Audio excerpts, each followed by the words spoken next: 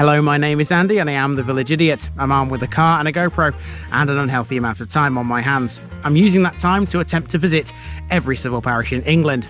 You're watching the East Riding of Yorkshire series. Together with the unparished city of Hull, it forms the county of the same name. There's 172 parishes here. Which one are we in today?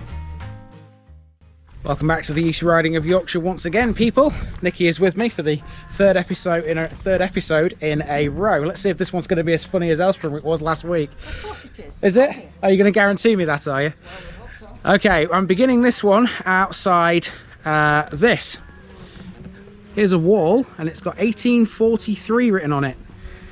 Now, I wonder how many people know what this used to be. I'll tell you as we journey around Burton Pidsea.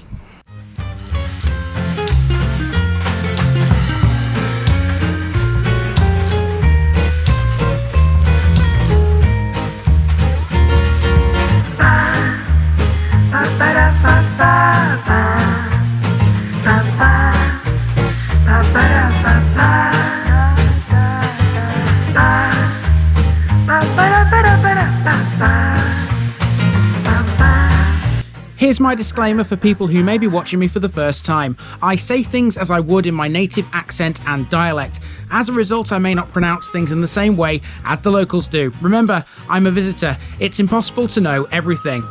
Leave me a comment, spin me a like and bash that subscribe button. Let's get to today's parish video. The small commuter village of Burton Pidsea stands in the northwestern corner of its parish, some 11 miles east of Hull and only a short drive away from the North Sea. Its name is formed of two parts, the common Anglian name Burton and Pidsea, which is a little more complicated. Originally, the personal name Gamel was used as a suffix in the 12th century. That was the name of a local landowner, and that name still lives on thanks to a modern-day street. Since the 13th century though, Pidsea has been used and it refers to a former mere, which was on the boundary between this parish and neighbouring Roos. The village has occasionally been called Burton St too. Burton Pidsea used to be a scattered, loosely built settlement laid out in a diagonal fashion across the parish as recently as the 18th century. These days, it's much more built up as a result of newer housing estates. It's famed for something called the Stamford Plough, something it displays proudly on a sign at both ends of the village. The most famous names out here are Edward Baxter and Robert Clapham, the latter's family being major landowners. Edward Baxter was famed for a renowned racehorse called Nancy, bred in Burton Pidsea in the late 1840s. The name Nancy can be found in a couple of places here, including one of the two pubs. As well as the watering holes, there's a church, a memorial hall, a shop, a primary school and a playing field. It's got pretty much all you need, this one.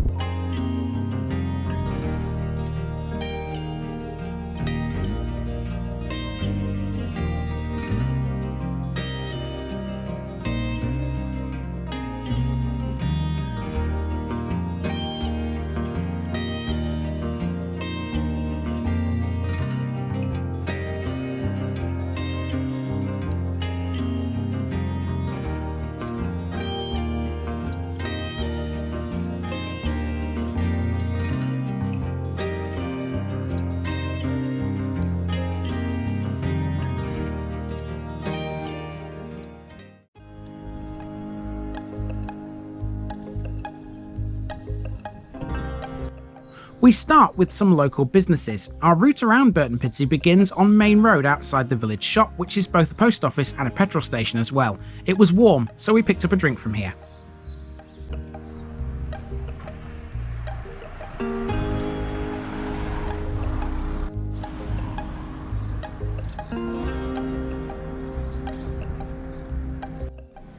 By 1852, a man named Peter Drew had established Providence Brewery. The business didn't last long, having been given up in the 1870s. The old brewhouse remains as evidence of it. Now, you might have seen a post from me a while ago on the Facebook page promoting some of the local businesses out here. One of those was this stall which sells a range of jams. It's fair to say Nikki couldn't resist. Which one did we opt for, Nikki? Jumbleberry. Jumbleberry. Yeah, I can't wait to try that. And a nice bit of crusty bread or some toast or, you know. Burton Pidsea is connected together by a range of footpaths, making it much like Sprotely. However, this path was a wrong turn and wasn't supposed to be part of the route. About turn then. Wilting a little in the summer heat, we found Burton Pidsea's Christmas tree next. I imagine at Christmas this looks pretty good to passing motorists, being sighted as it is on the main road. Bus passengers will get a good look at it as well. If you don't drive, Burton Pidsea is accessible on public transport by using the 72, 84 and 173 services, the latter of which will get you to both Hull and Withensea. In the late 18th century, there were up to 4 alehouses in the village. 2 remain. This is the Black Bull, which was named in the 1820s, rebuilt in or shortly before 1845, and it still trades to this day. It'll be too small for you to read, but after turning around outside the pub, we pass a bench commemorating Nurse Ryder. Despite my best efforts, I couldn't track down who this might have been.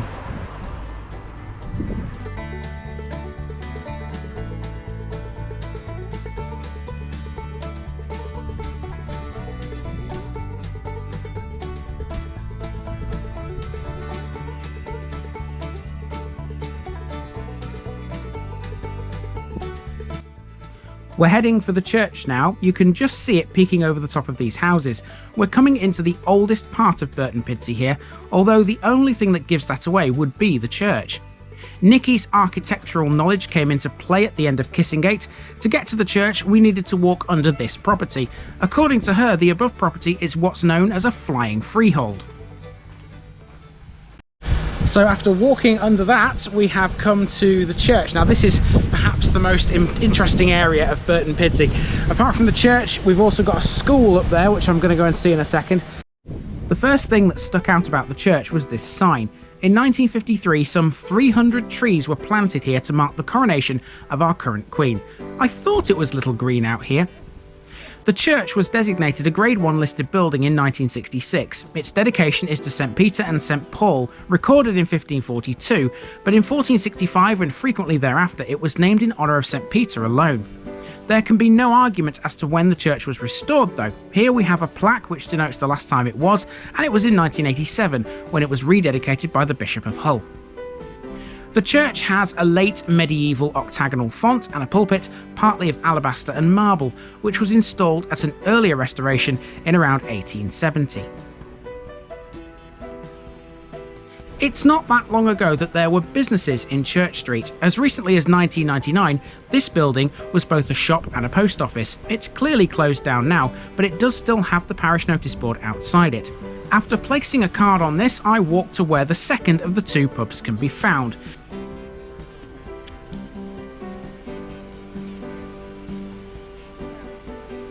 This is the Nancy, named after Edward Baxter's racehorse. These days, Dolly's Tea Room is located in the same building. The building was originally a blacksmith's forge. Burton Pidsea's primary school has been located at this site since 1860, when the village's former poorhouses were remodelled as a school and a master's house. This has since been enlarged twice in 1960 and 1975.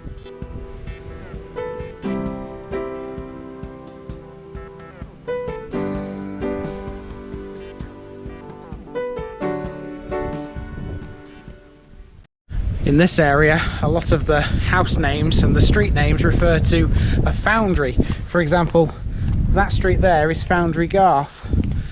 So maybe some... got a big connection on there. Yeah, we just thought so. Some kind of ironworks here. Next, we have the Burton Pidsea Memorial Hall. This has a lengthy backstory as to how and why it was built. Way too long to fit in this voiceover. Check out the link below entitled Memorial Hall. The hall stands in front of a large playground and a sports field. Principal users of the hall have included the Women's Institute, and the local football and cricket clubs have made use of the field. Much like in neighbouring Elstramwick, there's an iron beacon to see here too. There's a couple of other interesting things here before we move on. On a small patch of grass in front of the hall, there's a stone telling us about the trees which were planted in memory of a Tommy Harrison. Burton Pidsea's modest war memorial can be found here too. Let's not forget the name of the hall is the Memorial Hall as opposed to the Village Hall. I think that makes up for it. The hall, by the way, has been here since 1954. Other local amenities include the Burton Pidsea and District Bowling Club, which can be found right next to the Memorial Hall. A friendly village club, this welcomes people of any age and ability. And right behind that we have a cemetery, and a brand new one at that, it seems. The vast majority of it has yet to be used. Usually we'd walk around the graves, but there were visiting relatives here.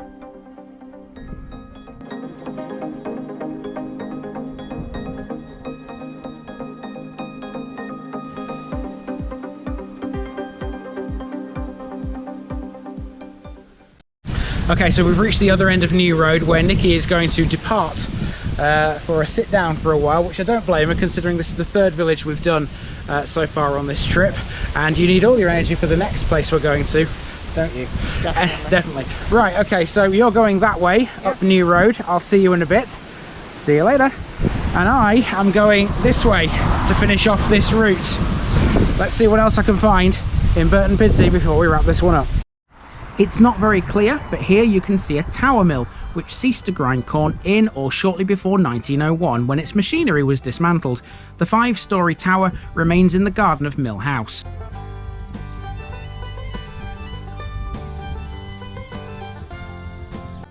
Next we have Bramhill House, which is one of the village's most impressive buildings. There's also Bramhill Barns, built in the early 18th century and extended over the next 150 years, which was recently on the market.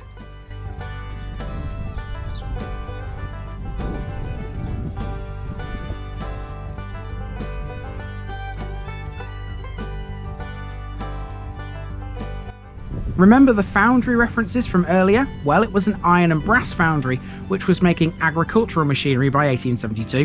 One such item was the Stamford plough, named after the family who ran it.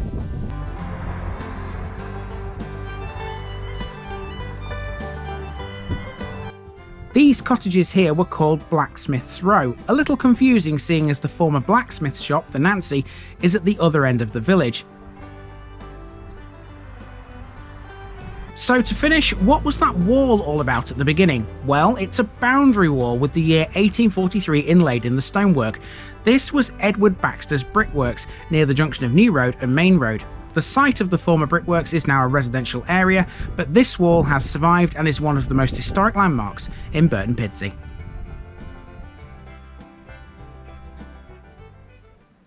Alright, after that 3.5 kilometre trek around Burton Pidsea, you guys are owed today's picture bit.